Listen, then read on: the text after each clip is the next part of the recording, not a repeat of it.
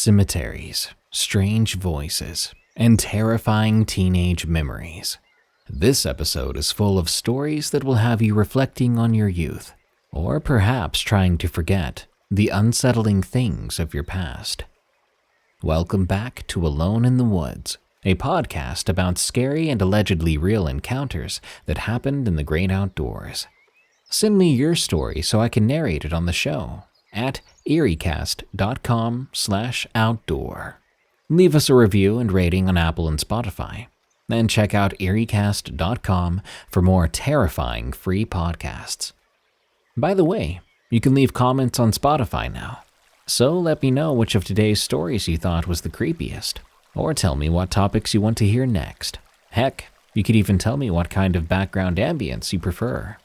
Now, throw a log on the fire, because the night is still young.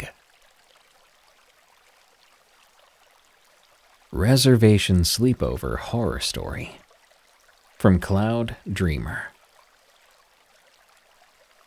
I was in high school.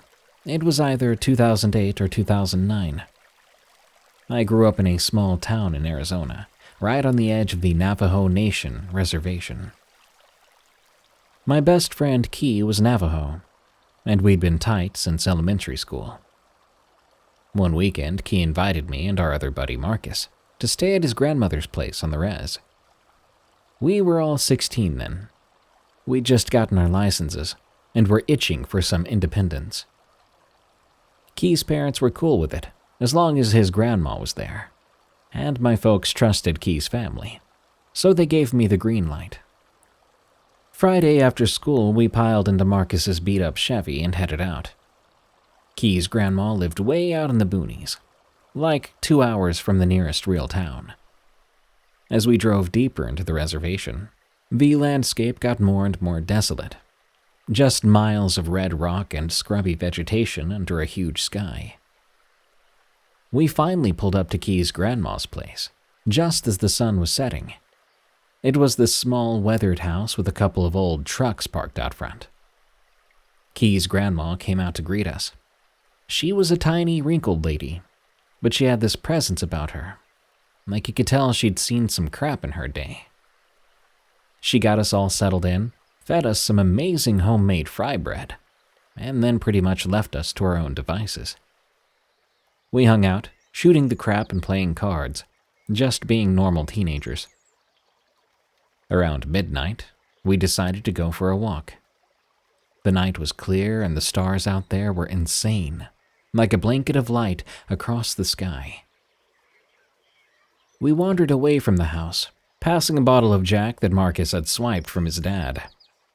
The booze and the darkness made us braver than we should have been. We kept on walking, joking around and trying to scare each other with stupid ghost stories. After a while, Key got quiet. We were pretty far from the house by now, surrounded by these weird rock formations that looked like giant fingers pointing at the sky. Key said, "Guys, we shouldn't be out here. This place isn't good." Marcus and I laughed it off. We were buzzed and feeling invincible by then. You know how it is at that age. But Key was serious. He said his grandma had warned him never to come out to this area at night. Something about angry spirits. Just as Key was explaining this, we heard something. A whisper, but not quite. More like the sound the wind makes when it blows through a crack. But there wasn't any wind. It seemed to be coming from all around us.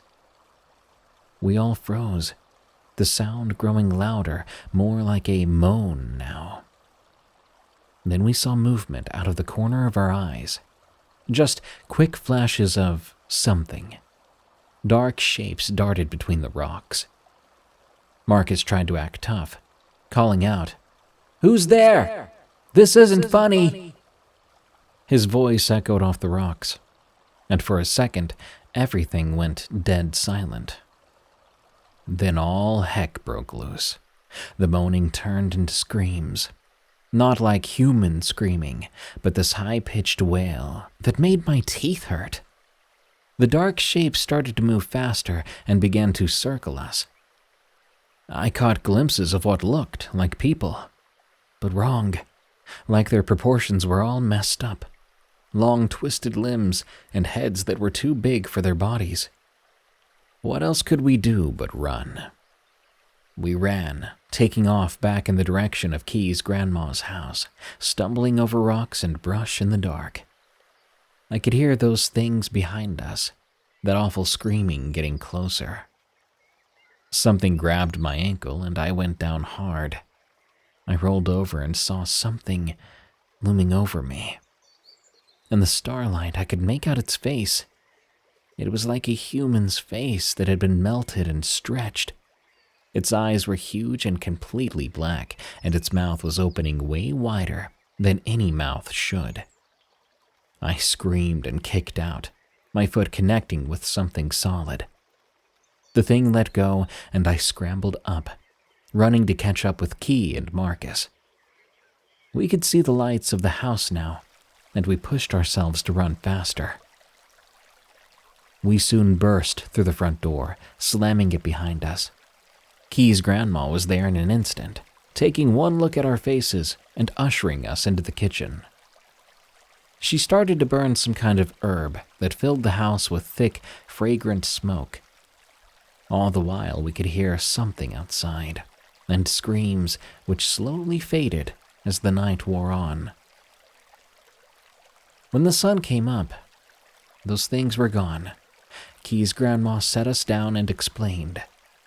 She said the place we'd wandered into was sacred, but also dangerous.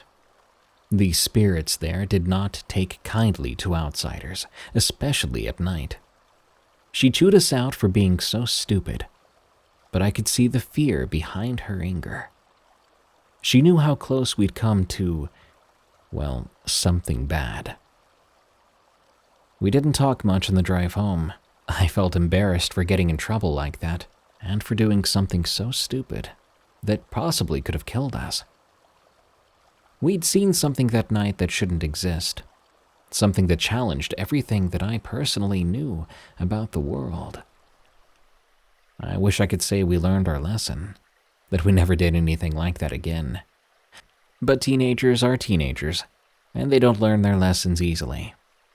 We had other close calls over the years, other moments where we brushed up against things we couldn't explain.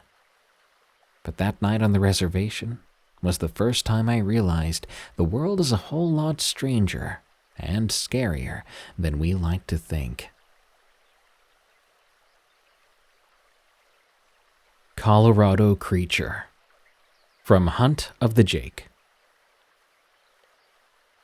Back in 2019, I was visiting my cousin Jake in Colorado. He lives in this small town called Crestone, which is basically in the middle of nowhere at the foot of the Sangre de Cristo Mountains. I'd never been there before, but Jake kept going on about how beautiful it was, and how I had to come check it out. I flew into Denver, and Jake picked me up. The drive to Crestone was long, like 4 hours, but the scenery was pretty cool.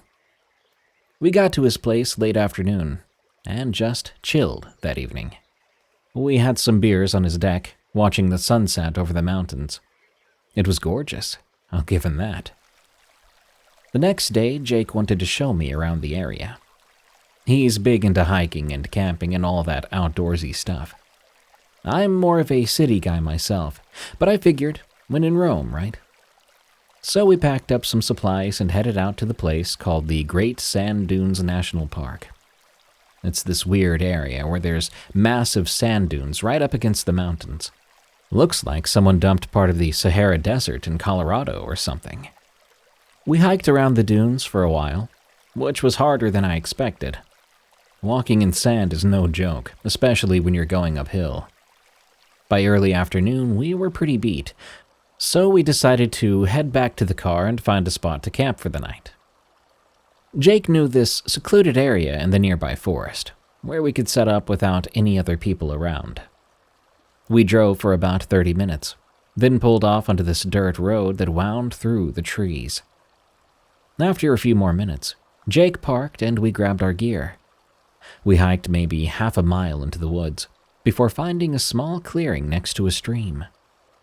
It was a nice spot, quiet and peaceful. We set up the tent, got a fire going, and made some food. As it started to get dark, we sat around the fire trading stories and passing a flask of whiskey back and forth. It was a good time, just two cousins catching up under the stars.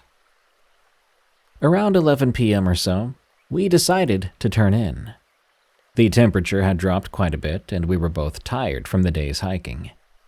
We put out the fire and climbed into our sleeping bags in the tent. I fell asleep pretty quick. I'm not sure what time it was when I woke up, but it was still full dark outside. At first, I wasn't sure what woke me, but then I heard it, a weird scratching sound coming from outside the tent. My first thought was it was some small animal. There were plenty of them around here.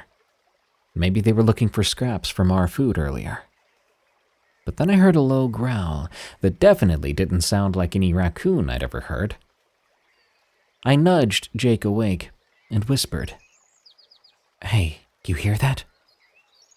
He grunted and listened for a second before whispering back, "Yeah, what the heck is that?" The scratching continued, moving around the outside of the tent. Whatever it was, it sounded big, way bigger than a raccoon. I was starting to get a little freaked out. Jake reached for his flashlight, but I grabbed his arm to stop him. I don't know why, but I had this feeling like we shouldn't draw attention to ourselves. We lay there in silence, listening to the thing move around outside. The growling got louder, and now there was a weird snuffling sound too, like something was sniffing the air. My heart pounded so hard I was sure the thing outside was going to hear it.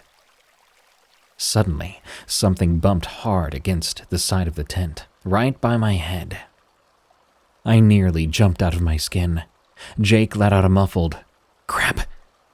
We could hear the thing's heavy breathing now, right on the other side of the thin fabric. Then it let out this sound that I still have trouble describing. Imagine a roar, but super deep, super low, with a high-pitched layering to it. It made every hair on my body stand straight up. I don't know what came over me, but I quickly unzipped the tent flap and shone my phone's flashlight outside. For a split second, I saw this thing. It was massive, easily 7 or 8 feet tall, covered in dark, matted fur.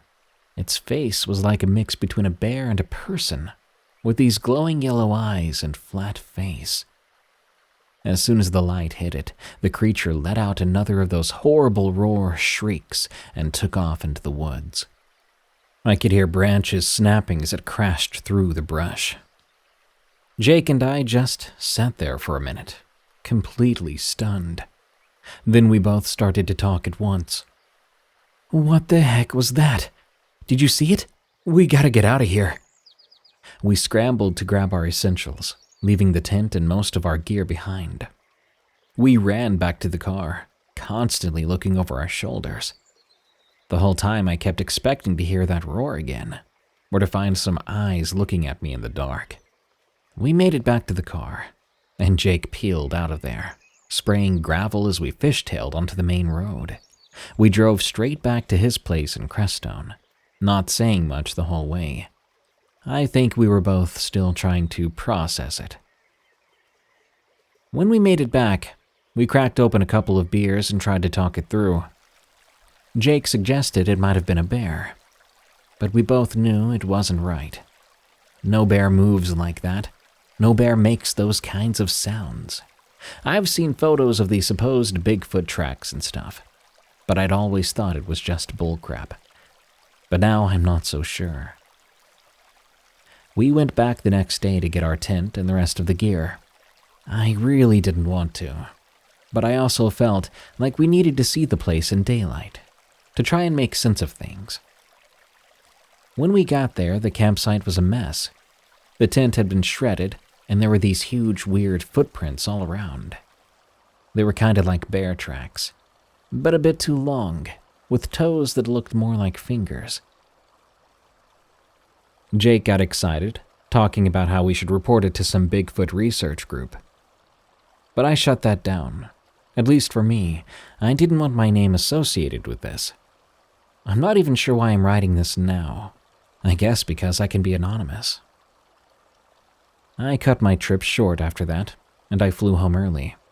Jake was pretty understanding. We don't talk about that night much, but sometimes one of us will bring it up when we've had a few drinks. We still don't know what it was we saw out there. But I know one thing, I am never going back to camp there again.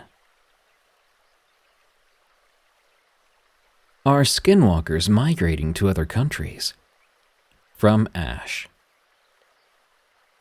I've always had paranormal things happen around me, but since starting at my university, it has gotten worse.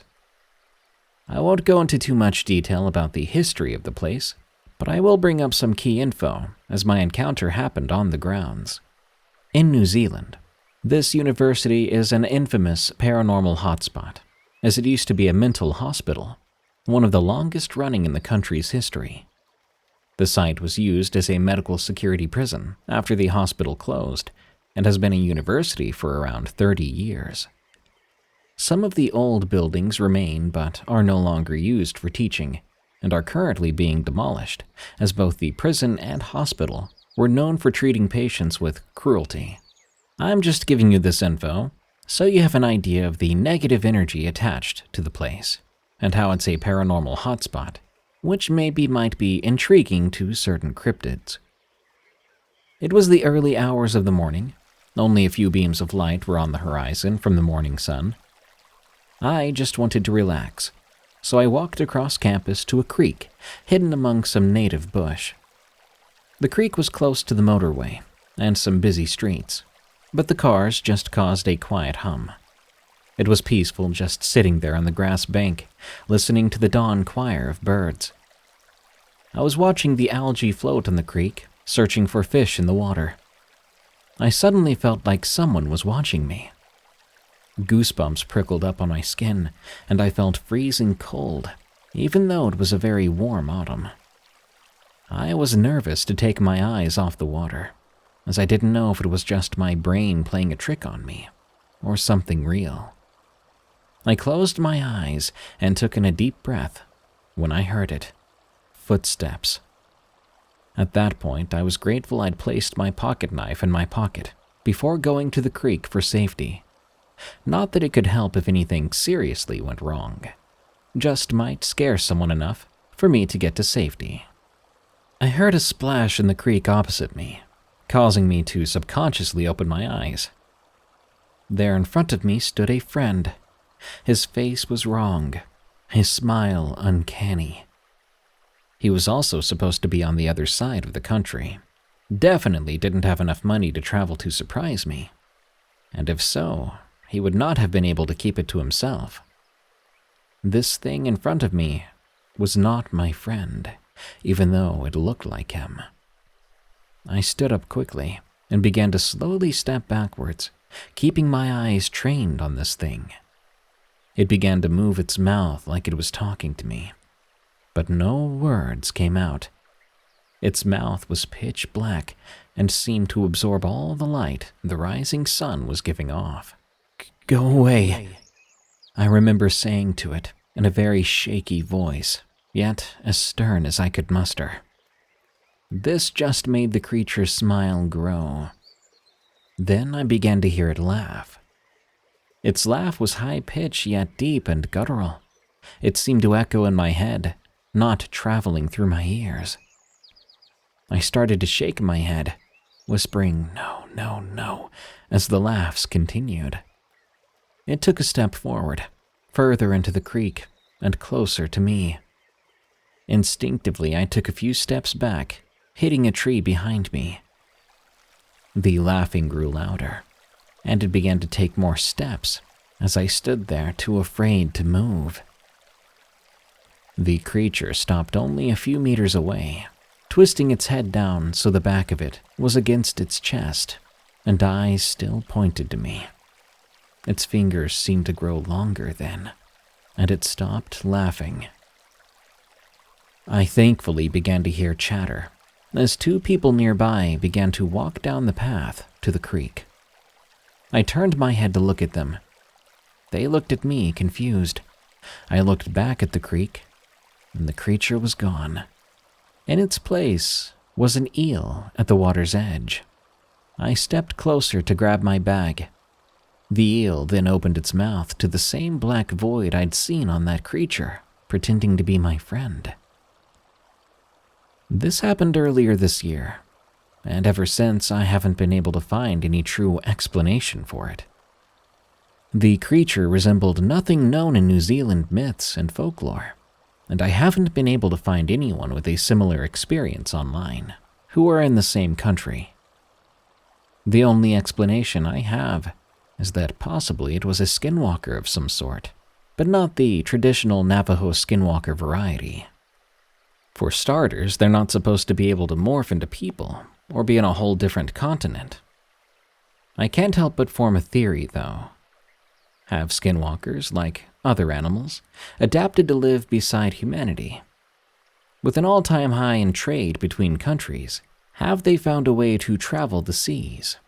Has the traditional skinwalker from myths gone extinct, and in its place, a new species with more power holds the reins over the world of cryptids?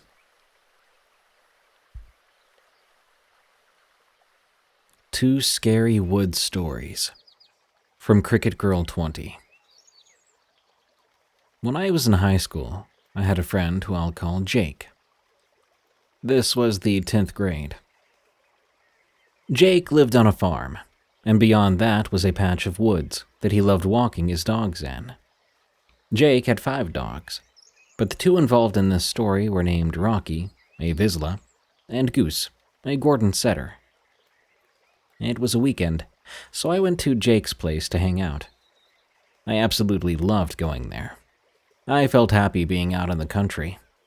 I've never liked living in the city.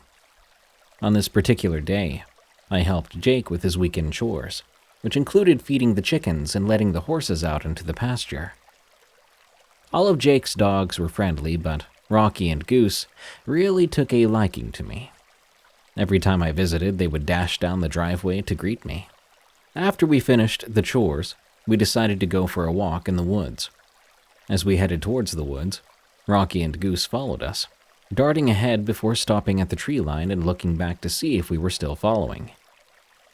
As the dogs sniffed around, Jake and I talked about school, about some teachers who had recently been fired.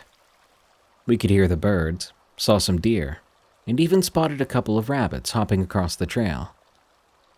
I was worried that Rocky and Goose would chase after the rabbits and deer, but Jake assured me his dogs knew the difference between hunting and regular walks. That made me feel better, as I wasn't sure how I'd react if I saw the dogs chasing after animals. I'm a big animal lover. Jake noticed the relieved look on my face, then said, "Goodness, Cricket, you really do love animals." I smiled and replied, "Of course, they're my passion." Jake then asked, "So why aren't you a vegetarian or vegan?" I looked at him for a few seconds and said, "Well, I do love animals, but I also like eating burgers, fish, and other meats from the store. I get my love for meat from my grandpa. He was a big meat eater, but I could never bring myself to slaughter an animal for food, even if I were being attacked by one. I'd have a hard time hurting it, or worse." Jake wrapped his arm around me and said, "That's why animals love you." We were so caught up in our conversation that we were startled when Rocky and Goose started to growl. We looked over and saw them standing still, growling deeply. Jake asked them what was wrong. We followed their gazes to see a man peeking at us from around a tree. We froze. The man stepped out from behind the tree holding something behind his back. When he brought it forward, we saw that it was a large hunting knife, and he had a scary-looking smile on his face. He took a step towards us. Rocky and Goose went absolutely mad, barking and snarling. The man frowned, then turned and walked off in the direction he'd come from. Once he was out of sight, Jake grabbed my arm, and we ran, with Rocky and Goose right behind us. We broke through the tree line, startling Jake's mother, who was outside in her garden. We told Jake's dad, who made a police report. The cops said if we saw the man again, we should give them a call. I was creeped out and called my mom to come pick me up. I never went back to Jake's house after that, mainly because my mom didn't feel comfortable with it. And Jake understood. He never saw that man again. And not long after that, his family moved to another farm in a small country town. I still talk to Jake. The other day he even told me that since I like scary stories, I should share this one with someone. It's not the scariest, but it definitely scared us a lot. Seeing some armed, creepy-looking guy in the woods was terrifying. He could have been a neighbor trying to creep us out, but Jake knew all his neighbors, and the houses were spaced far apart anyway. His dad even asked the neighbors if they recognized the man, but no one did. Just be careful out in the woods. You never know who you'll run into or what they want. This next story is from my brother Michael. When Michael was in high school, he had a friend I'll refer to as V. Michael went on a camping trip with V and his family when they were in the 9th grade. When they got to their camping spot, they set up their tents, and the day passed by pretty uneventfully. Once night fell, however, things changed. Michael woke up during the night because he had to go to the bathroom. He grabbed a flashlight and headed to a nearby tree. He said he felt like he was being watched. After finishing up his business, he turned to leave, but got the urge to look up into the tree next to him. That's when he saw a pair of eyes staring back. My brother said, "Nope," and slowly backed away until the tree was out of sight. Then he speed-walked back to the tent. The next day, he told V's parents, and not wanting to take any chances, they ended the camping trip early in case it had been a predator. Michael says seeing those glowing eyes was one of the most terrifying experiences of his life, and he hopes never to see something like that again. Cemetery of a Witch. From ClarkMerten. My family has lived in the Midwest for over 100 years. My parents grew up on different wheat farms within 150 miles of each other. They met at a dance after World War II, married and began raising a family in a small town. I was 5 years old when we left the farming area and all of our relatives and moved to the West Coast. My dad was transferred by the railroad company he worked for. I remember leaving in the early morning on a train. To stay connected to our relatives, my dad would pack us all up in the car, then head back east to visit our relatives every summer. I looked forward to seeing my cousins, even though the trip was awful. No technology to pass the time, just comic books and staring out the windows at the changing scenery. We definitely had some bad times when we stayed with the relatives. My sister was bitten by a dog in the face once as she played in the sand, and I fell out of a tree, breaking my arm. But most of my memories are of good times. Only one memory still chills me to the very bone. I was standing with my younger sister and my cousins, looking out the large upstairs bedroom of the old farmhouse. It was the home my mother grew up in. When I was younger, I remembered the home looking more like a box. A kitchen had been added to the back of the house and a large living room to the front. The added wood panel cabinets and carpet seemed so out of place with the rest of the house. The addition replaced a large bay window looking out over the east lawn. There are black and white pictures of my mother and her siblings posing in the grass with that window in the background. The window was replaced with a sunken living room and a big screen TV. I could still find many of the other characteristics I recognized in the old farmhouse. The main floor had many small rooms. A door concealed a narrow staircase that led up to several bedrooms above. In one of the small bedrooms, perhaps it was a study, was a player piano. We all took turns pumping the pedals, amazed as beautiful music came from the instrument. Visiting our cousins and staying in my mom's ancestral home was a yearly ritual. My dad didn't want to lose the ties we had to our family, so we would travel days and spend many hours visiting each summer. Dad may have promised my mom that we would make this return trip each year so that she was willing to move far away from our relatives.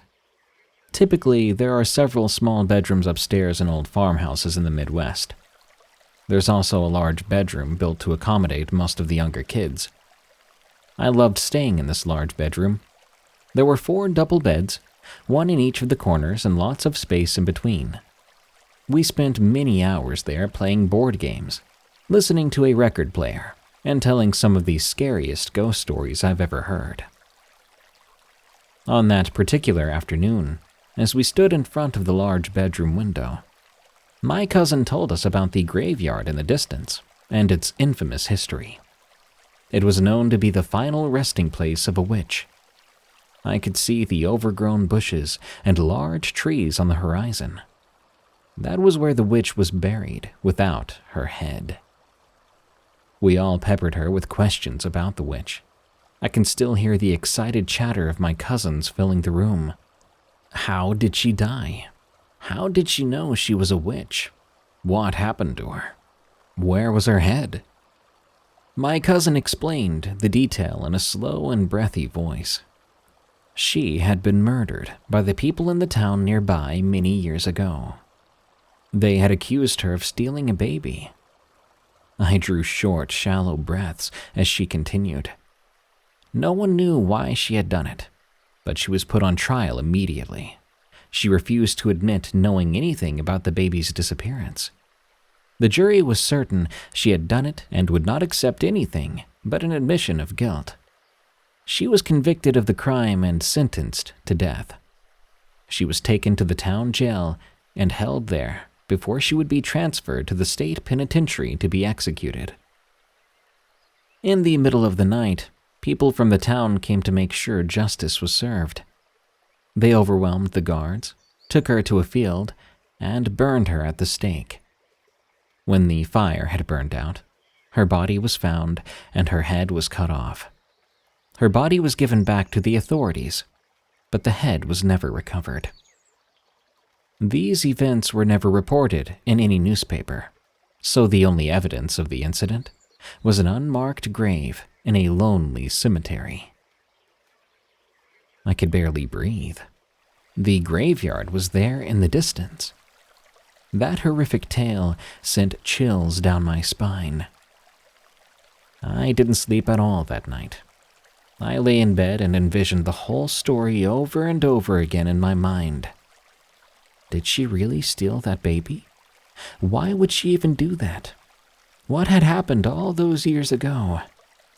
There was so much I still needed to know. I tossed and turned in my bed as these thoughts raced through my mind. Finally, I drifted off to sleep. In a very vivid dream, I saw a floating head materialize in front of me. It led me down the narrow stairs of a farmhouse to a dark and dank basement with a dirt floor and dirt walls. The head moved to the back of the room and vanished into the dirt wall above a covered well. Waking up in the morning, I was anxious to talk to my cousin about the dream. As soon as we were alone, I described the dream. She didn't say a word. Instead, she led me to the room with the player piano. I watched as she pulled out some very old picture albums. She turned through the faded pages and found an old black and white picture. It was a large group of people gathered around a large fire. In the distance were several buildings that seemed quite familiar. She said it had been taken at a nearby farm. Next to the fire was a large gathering of people. It was a scene that I'm sure had taken place hundreds of times in the past. As I studied the folks in the picture, I could see that they did not look happy. This did not seem to be a celebration. They all looked serious. Young and old were gathered around the large bonfire. They all seemed to share a common purpose. I will never forget that moment. I would never assume that they were part of a mob, or that this was a fire that had taken a life. That would be a disturbing thought. I do know that, somehow, this picture was taken in the past, and it was put in the photo album for a reason. My cousin made it clear there were no more pictures to see or questions to answer. The last thing my cousin said before I left the farm to head back west was, "Keeping secrets is what family does." I had never seen the original basement of that farmhouse. It was cemented before to complete the foundation, before adding the kitchen and family room. I wonder if I were to go into that basement before the additions, would I know where the wall was behind the well? I'll never know, and if I did know, I would never tell. Because keeping secrets is what family does. Halloween Night. Another story from ClarkMerten. This happened when I was a teenager. At 17 years of age, Halloween was beginning to have less and less interest to me and my friends. Now we were trying to get jobs so we could put gas in our cars. On that Halloween night in 1976, I planned to go out and pick up a couple of friends in my 71 Javelin and cruise around town for a while. Getting hungry, we headed to a local restaurant, ordered fries. When we got a little too loud and careless with the ketchup, we decided it was time to leave. Our next stop was a friend's Halloween party. We knew the party would be like every other party we'd ever gone to. They were fun, just not like the Halloween parties we had when we were kids. To little kids, Halloween parties can feel dangerous and harmless at the same time. We left the party and it was getting close to midnight. That's when one of us suggested we walk through a graveyard at the witching hour. We all quickly agreed. The oldest one we knew about was located at the top of a hill near a church. The trees were overgrown. They completely covered the grassy ground like a shroud. The tombstones dotted the sea of green, and a black iron fence surrounded the entire area. We parked on the side of the road. It was just 3 of us there as the clock struck midnight. We got out of the car. We could only whisper. The thrill brought me back to my childhood. I had so many great memories of Halloween. I guess we were just boys in adult bodies at that moment. In a way, Halloween for a kid is like nothing else. In a sense, it's a rare way for you to step out of the safety of your parents' responsibility. I began to adjust to the darkness. The moonlight cast tiny beams of light everywhere. There was a slight midnight breeze. I remember being a bit hesitant, but there was no way 3 teenage boys were going to back down from this. Childish fears would not win. We headed to the iron entry. Lifting the heavy metal mechanism, we slowly pushed open the gate. It creaked loudly as it moved, so we only pushed it open enough for us to squeeze through, one at a time. There was a narrow road winding through the tombstones. We laughed nervously and quietly. It was our way of whistling. I don't think we were trying to be disrespectful. The obvious question was, what were we doing there? What was the challenge? I felt a bit embarrassed for being in this place.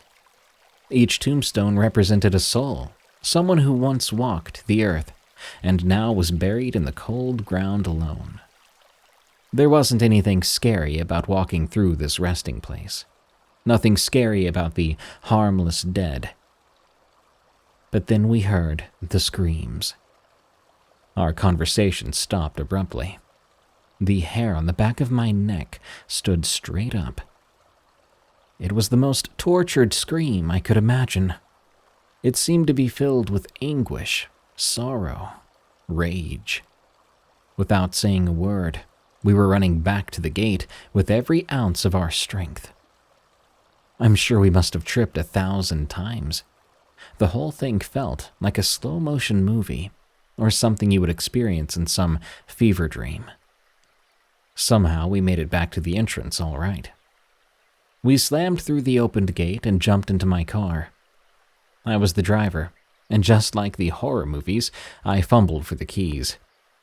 The screaming was getting closer, though, until it was just outside the window.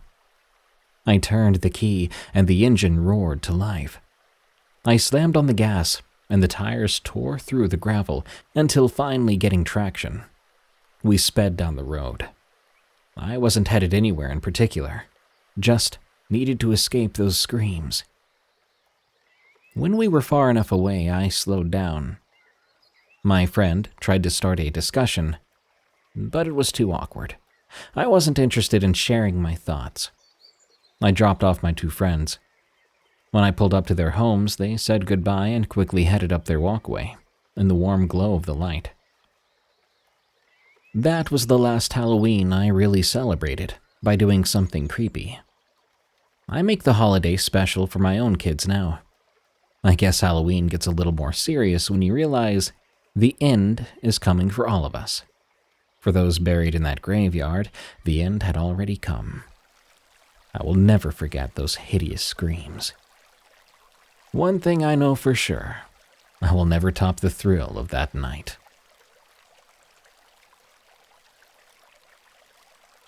Bonfire of 93. From Stella. This was back in 1993, right after I finished my sophomore year of high school.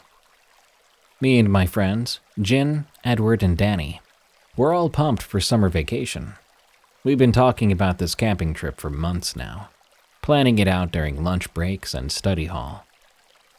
We picked this spot about an hour outside of town, near a small lake locally referred to as Echo Lake. Real original name, right? Anyway, my older brother Tom had taken me there fishing once, so I knew it was pretty secluded. Perfect for a bunch of teenagers looking to get away from their parents, and maybe sneak a few beers. The day finally came, and we piled into Edward's mom's station wagon. It was this huge boat of a car, all wood paneling and everything. We told our parents we were just going for one night, but we'd packed enough stuff for like 3 days. Being that age, we thought we were slick.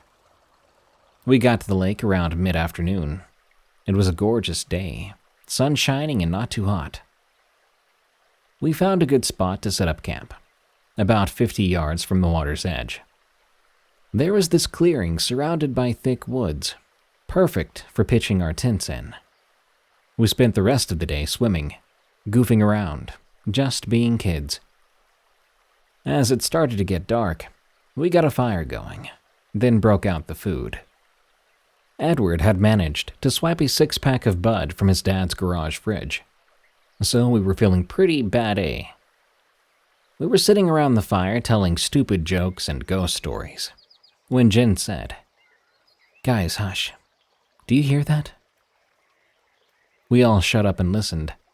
At first, I didn't hear anything but the crackling of the fire and some crickets. Then I caught on to something. A faint sound like someone talking coming from the woods. Danny laughed. "Y'all are a bunch of goobers. It's just an echo from us talking. That's why they call it Echo Lake." We all chuckled and went back to our conversation.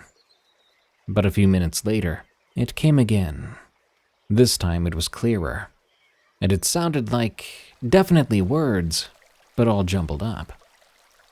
Edward must have noticed it too, because he said, "Okay, that's kind of freaky.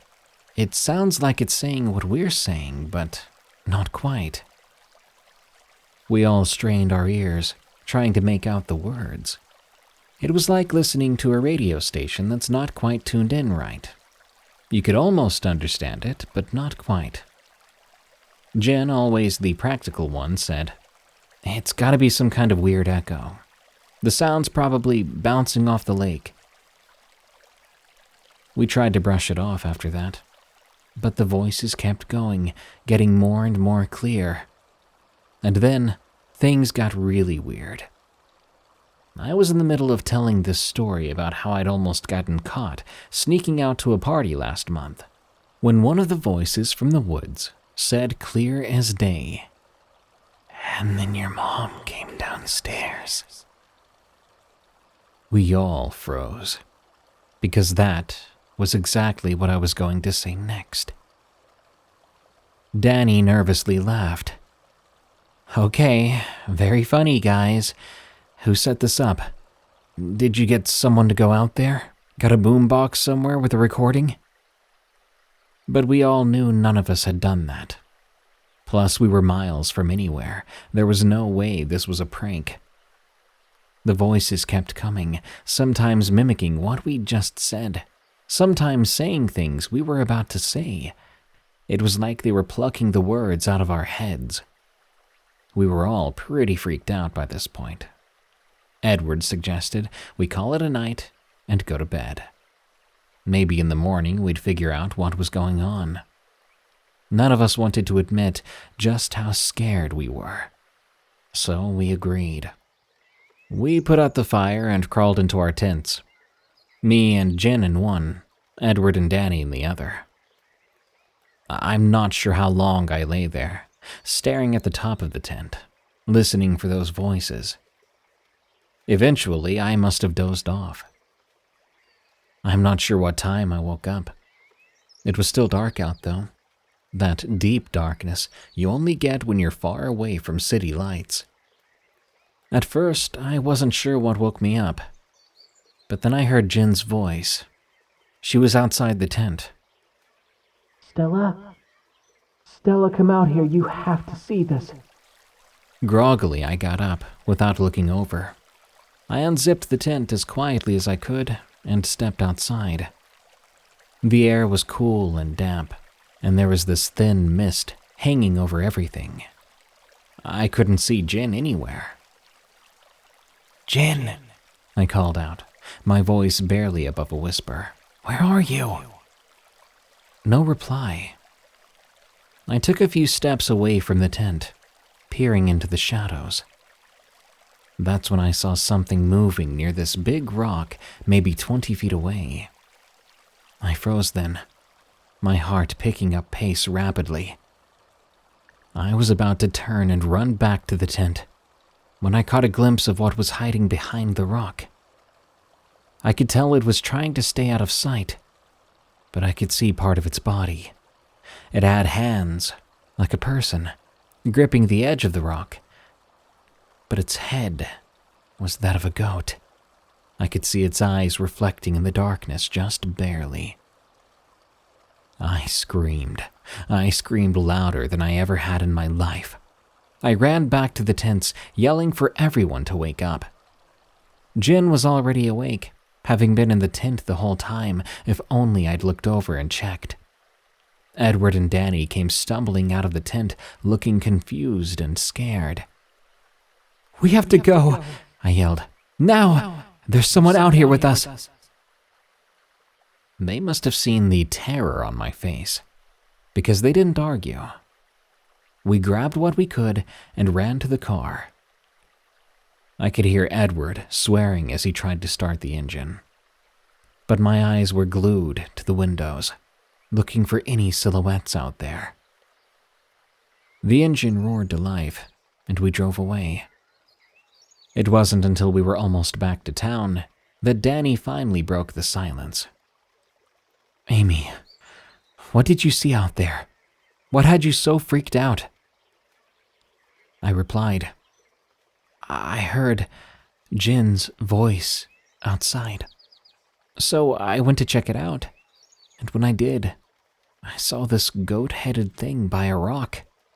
I trusted my friends. I wasn't going to hold back on my experience, like you hear with these kinds of stories quite frequently. They looked freaked out. Then Edward swore he'd seen something moving in the woods himself when we were running to the car. We all knew something seriously messed up had happened out there. We made a pact to never go back to Echo Lake. And we never did. Sometimes when we get together, we'll talk about that night, try to make sense of it and share theories, but we never can. All I know is something is out there in those woods, and it's not natural. I hope to God I never see anything like it again.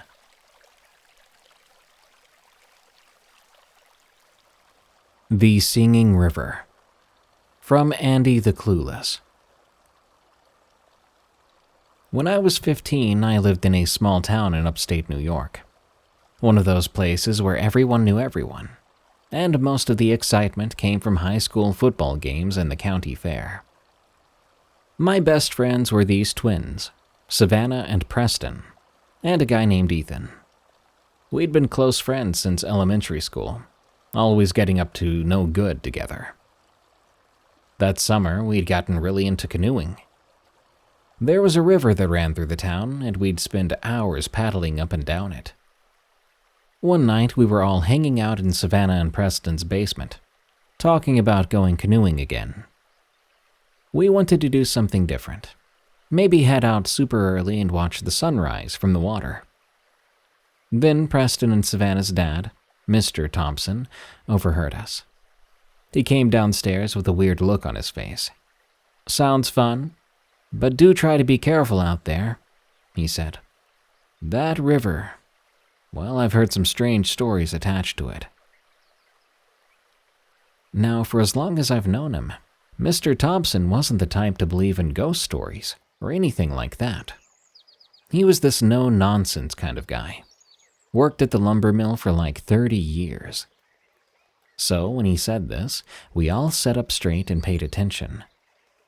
"What kind of stories, Dad?" Savannah asked. Mr. Thompson sat down, looking uncomfortable. "Well, you know old Mrs. Prescott. Lives down by the bend in the river." We all nodded. Everyone knew Mrs. Prescott, the ancient lady who lived in town forever. She used to have all kinds of animals, you know. Dogs, cats, even a couple of goats. But if you notice, she doesn't have any outdoor pets anymore, and she hasn't for years. Preston laughed. Maybe she just got tired of taking care of them. Mr. Thompson shook his head. "Well, you see, it's not just her. Lots of folks who live near the river stopped keeping outdoor pets, because too many of them ended up drowning in that river." We all exchanged glances. This was news to us. "But that's not the weirdest part," Mr. Thompson continued. "The weird part is some of those animals, well, they were found miles upstream from where they lived, like they'd been carried against the current somehow." He must have seen these skeptical looks on our faces, because he quickly added, "Look, I'm not saying I believe in any hocus pocus. I'm just saying, be careful out there, okay?" We promised we would be, but honestly, we didn't take it too seriously. We thought he was trying to scare us. A prank or two was something that Mr. Thompson had done in the past, even though this time he was oddly serious. A couple of days later, as planned, we got up very early, like 4 a.m., and headed down to the river. At that time, it was still dark out. That strange pre-dawn darkness where everything looks kinda blue. We got our canoes in the water. Savannah and Preston in one, Ethan and I in the other, and we began to paddle downstream. The water was calm, and we could see the sky starting to lighten up a bit. But then this fog began to roll in. And I don't mean some light mist. This was thick, pea soup fog that seemed to come out of nowhere. Within minutes, we could barely see a few feet in front of us. I called up ahead to Savannah and Preston. "You guys all right?" Yeah. Preston's voice came back, sounding a bit muffled. Maybe we should head back. We all agreed, and started to look for an embankment where we could drag our canoes back onto land. That's when things got strange. We heard someone singing. It was soft at first, hard to hear over the sound of our paddles in the water. But it got louder, echoing off the water in an eerie way. It wasn't a song we recognized, nor were the lyrics a language we recognized. To me, it was more like a melodic humming. "You guys hear that?" Ethan whisper-shouted. Yeah, what is that? Savannah's voice came from somewhere in the fog. None of us had an answer. We kept on paddling, looking for a good spot.